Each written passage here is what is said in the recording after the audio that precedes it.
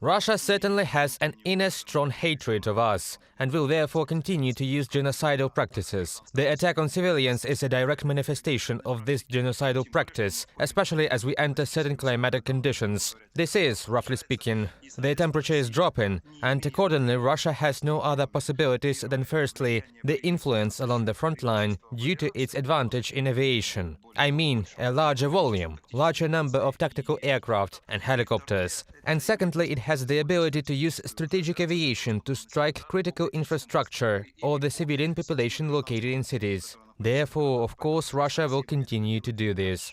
This country has no other arguments. And besides, do not forget, the Russian Federation fiercely hates Ukraine and will try to cause us damage in any form as much as possible while the war is going on. The first one, Russia knows how and loves to lose. Kherson was the only major city that they captured since the full-scale invasion, and accordingly Russia staged these ritual dances about the fact that we came here forever, but it turns out Russian forever is a very short period of time. This is the second one. Accordingly, Russia knows how to run away. Russia knows how to lose. Russia is not forever. The third component is that Russia fiercely hates even those places that in fact it captured and said that it was Russian territory. Once it is knocked out of there, what is it doing today with Kherson? It is simply trying to demolish it to zero, using artillery, again using ballistics, all resources to kill the civilian population in the city of Kherson. This should once again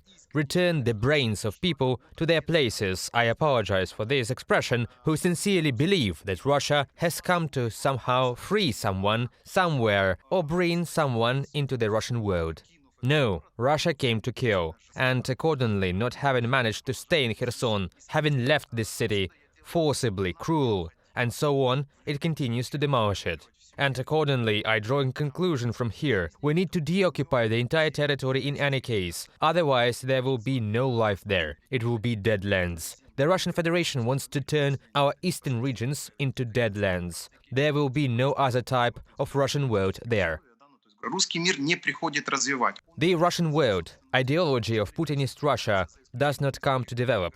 It cannot develop its own territory. Look at the Russian Federation. With the exception of several large cities that are located in the central part, it is absolutely backward, impoverished territory with uncamped cities or villages with uncamped infrastructure. People vegetate there. Russia wants to do the same on our territories, hating us. And accordingly, of course, you are absolutely right. When entering this or that territory of Ukraine, it wants to turn them into dead, scorched lands. In fact, it is doing this today, destroying everything with artillery, destroying everything with aviation. Again, this is being done not only in those territories where it is located, just in the occupied territories, but all these.